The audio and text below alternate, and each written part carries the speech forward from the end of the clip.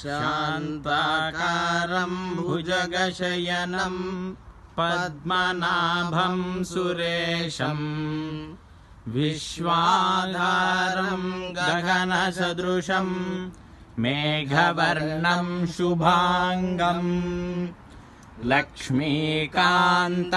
కమలనయనం యోగిహృద్యానగమ్యం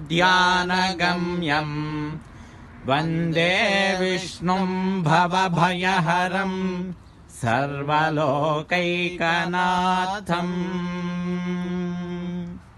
శ్రీరంగం శ్రీ రంగనాథ స్వామి యొక్క దివ్య గోపుర దర్శనం. గోపుర దర్శనం ద్వారా శిఖర దర్శనం పాపనాశనం అన్నట్లుగా ఈ యొక్క దర్శనం వల్ల మన అందరి పాపాలు కూడా నశించాలి.